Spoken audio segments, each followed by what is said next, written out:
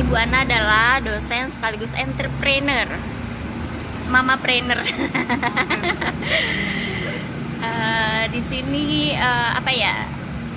Ingin menanyakan, soalnya kan di luaran banyak yang kena PHK ya Bu ya, terkait dengan COVID. Sampai merinding, banyak teman-teman yang kena PHK di perusahaan-perusahaan. Iya, di perusahaan-perusahaan. Terus mereka kebingungan, banyak yang kebingungan gimana sih caranya, karena merasa bisnis kuliner itu kok susah di saat sekarang gitu.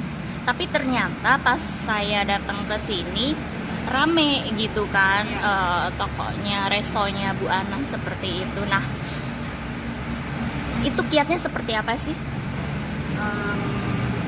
Kembali lagi ya, kalau urusan rezeki itu kan Allah yang mengatur ya. Iya, betul. Tapi kembali lagi kepada kitanya, bagaimana mensiasati itu. Karena kalau misalnya Tuhan itu lebih suka diminta, Tuhan itu lebih suka kita itu ikhtiar ya. Jadi jangan menganggap, jangan terlalu kita itu negatif thinking terhadap COVID. Mungkin dari awal juga kita seperti itu. Saya pribadi pun, COVID dan lain sebagainya pengaruh banget dan lain sebagainya. Cuma sebagaimana kita yakini bahwa pikiran kita itu ya harus positif, maka Tuhan juga pasti akan mempositifkan kita. Betul, ya. betul. Dengan adanya COVID ini, justru kita selalu berdoa bahwa rezeki itu selalu ada, dan dari manapun pasti ada lah. Kita yakin orang hidup itu pasti dikasih rezeki. Maka dari itu banyak sekali memang di luar sana perusahaan itu yang goyah, termasuk saya sendiri pun berpengaruh gitu kan. Yang biasanya banyak orang datang makan ke sini, itu sekarang mungkin 10%-nya aja mungkin itu luar biasa gitu ya. Dan alhamdulillah dengan adanya teknologi ya, teknologi online itu lewat GrabFood, GoFood itu sangat dibantu sekali. Itu 90% mungkin penjualan kita dari situ. Oke, berarti diversifikasi ini apa, strategi bisnis yang dikembangkan ya? Iya, jadi bagaimanapun caranya, pokoknya kita nggak usah malu ya.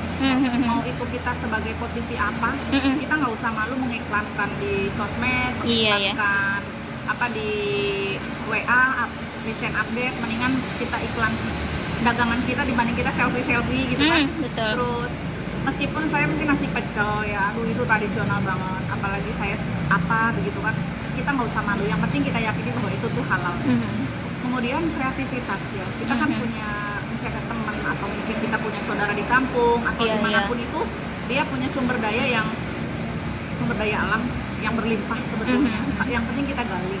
Jadi apapun itu ya kita coba kemas, kemudian kita dagangkan potensi daerah gitu ya. Dan kita jangan sampai awal-awal itu pengen laku banyak dan lain sebagainya. Kita sudah ikhtiar, kita sudah mulai dan udah ide aja, itu pasti Allah itu sangat menghargai kita, sangat menghargai, akan membukakan kita. Ya.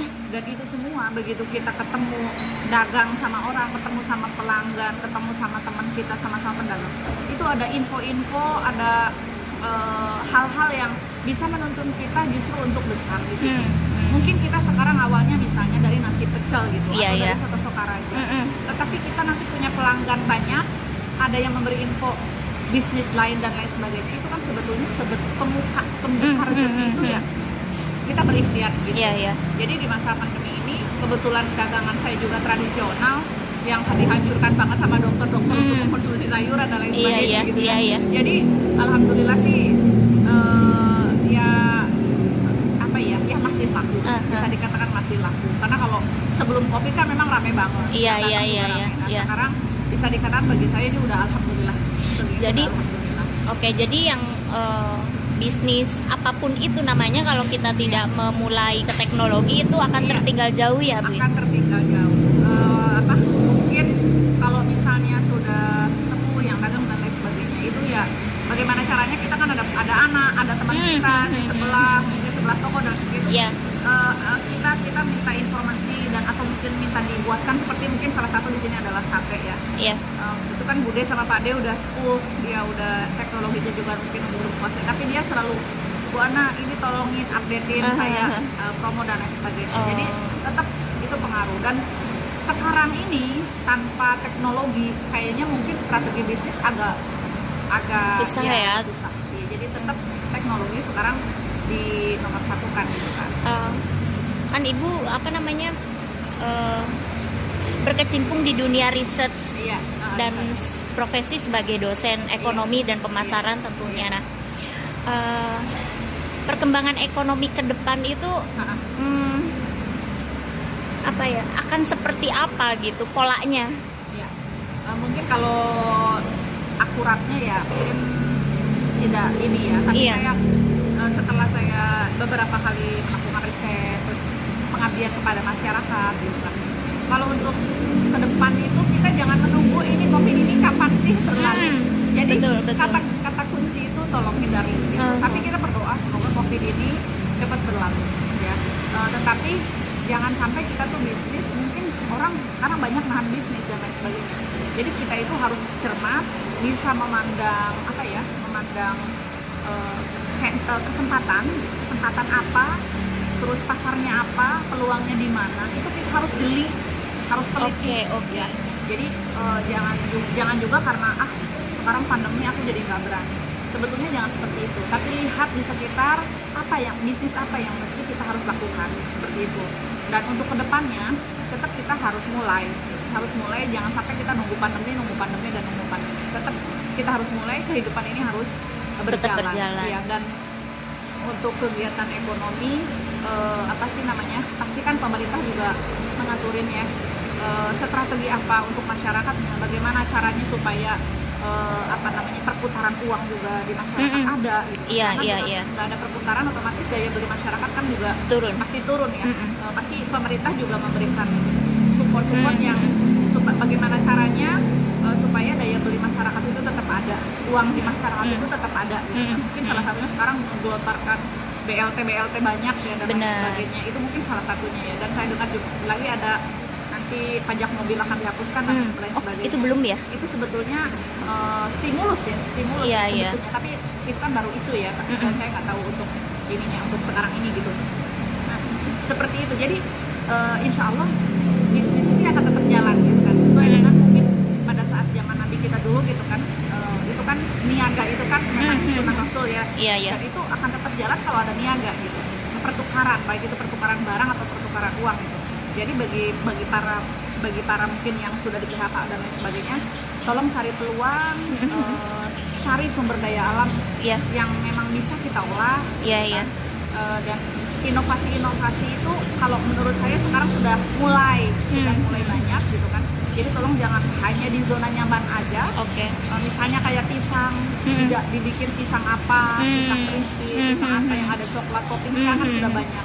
Atau mungkin ada ubi, ada lain sebagainya. Jadi hal-hal yang mungkin bisa dikatakan apa sih pisang, apa sih mubah dan lain sebagainya. Ayo coba kita bikin inovasi. Karena insya Allah, apalagi bisnis makanan ya, semua orang kan perlu makan, semua orang perlu isi perut. Jadi tolong mungkin yang ibaratnya baru kehilangan pekerjaan atau yang lagi cari bisnis, siapa tahu bisa memberikan ide-ide apapun makanan itu, dari mulai nangka, dari mulai apa, silahkan gali. Dan kalau misalnya punya kampung, jangan ke kampung itu hanya untuk datang salaman ini, tetapi ayo main ke kebun, ke sawah dan lain sebagainya. Komunikasi ya. Jadi cari peluang apa yang ada di sana. Mungkin saya salah satunya adalah bisnis gula aren dari petani di sana. Itu sangat membantu sekali perekonomian di sana. Kita bawa ke sini, kita juga kan jualin ke pasar-pasar. Jangan malu kita nawarin produk pertanian gula dan sebagainya. Karena semua sekarang harus fight, harus mempertahankan perekonomian sendiri-sendiri.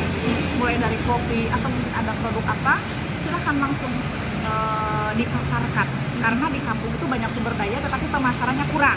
Justru kita sebagai di kota, kita tahu akan pemasaran, kita ke pasar, apa segala bawa produk, silakan ditawar-tawarkan. Karena yakin orang yang menawarkan pasti Allah juga sudah menyiapkan pembeli. Betul sekali. Ini yang terakhir, takutnya konsumen udah pada datang. Udah datang iya. Bu Ana kan sebagai dosen ya, dengan kesibukannya, penelitian segala macam lah, apalagi sekarang kan lagi melanjutkan S3. Nah, latar belakang merambah bisnis kuliner atau bisnis lainnya juga. Nah, itu latar belakangnya apa? Toh kan sudah menjadi dosen gitu. Ini mungkin wawasan atau gambaran yang bisa dijadikan inspirasi buat teman-teman di luaran sana. Iya. Sebetulnya kalau misalnya bisnis ya, itu memang dari lama juga kan kadang saya suka jual baju Iya. dan sebagainya ya. Hobi, salah satunya adalah hobi. Tapi mungkin sebelumnya saya nggak ada background untuk dagang-dagang gitu ini. Tapi lama-kelamaan timbullah seperti itu, dan juga mungkin begitu saya saya jadi dosen, saya nggak ingin yang namanya hanya teori yang saya Oke. sampaikan ke anak-anak di kampus, tetapi saya juga ingin memberikan wawasan kepada mereka bahwa saya juga adalah pelaku bisnis. Jadi memberikan teori itu ya dengan memberikan Karena pengalaman-pengalaman di kita bisnis. sebagai mahasiswa dulu merasa dosen teori doang dulu Iya, gitu kan iya, ya. betul. Teori gitu kan. Teori. Iya. Jadi dengan kita semakin jadi praktisi, kita memberikan wawasan ke mahasiswa itu justru teori itu ibaratnya sebagai penguat, sebagai penguat bahwa ini di lapangan seperti ini, teorinya seperti ini. Oke. Sehingga mahasiswa itu tidak hanya ngantuk di kelas mendengarkan teori dan lain sebagainya, tetapi mereka sangat antusias sekali. Dan mereka itu kalau saya gali, karena kan banyak diskusi, mereka itu suka bertanya banyak. Dan sekarang kan mahasiswa itu lulusan kampus itu kan dituntut untuk bukan hanya sebagai ini ya, tetapi harus menjadi langsung bisa kerja dia, bisa Bukan kerja, hanya lulusan buku aja. Gitu. Jadi semuanya. Maka dari itu alhamdulillah sih di kampus mahasiswa itu sangat antusias sekali kalau saya menjelaskan teori, kemudian saya kasih pandangan secara prakteknya, dan mereka ya sangat antusias seperti itu. Cuma sekarang ya karena e-learning, pandemi ya otomatis mungkin penyampaian secara prakteknya agak terbatas. Seperti itu. Oke. Dan begitu ada ide, itu jangan sampai dientarkan lagi. Eksekusi. Gitu. Kalau misalnya kita sudah ada ide dan juga pasti komunikasi sama yang punya dunia ini, sudah langsung eksekusi dan juga lihat kita ya. Dan jangan menganggap bahwa modal itu adalah hanya uang saja. Tapi keberanian mengeksekusi mental kita itu adalah modal yang paling berat. Kalau uang kita, saya 1 juta 2 juta aja sudah bisa jadi buka lapak kecil gitu. Dan bisa besar gitu insya Allah. Jadi teman-teman pastilah punya uang 500 sejuta 2 juta mah ya kenapa enggak, tapi itu modal mental sama keberanian itu yang dan membaca pasar yang perlu diasah lebih jauh lagi ya. Dan kita jangan malu untuk bertanya. Malu aku bertanya, aku dulu kerja di kantoran, sekarang aku harus dagang ini. Jangan ada malu, selama itu halal. Oke. Terima kasih Bu Ana, inspirasinya buat saya pribadi tentunya, dan buat teman-teman semua di luar.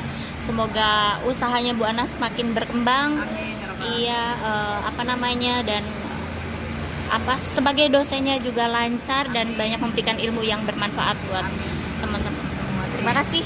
Terima kasih. Sukses selalu. Ya, sukses juga.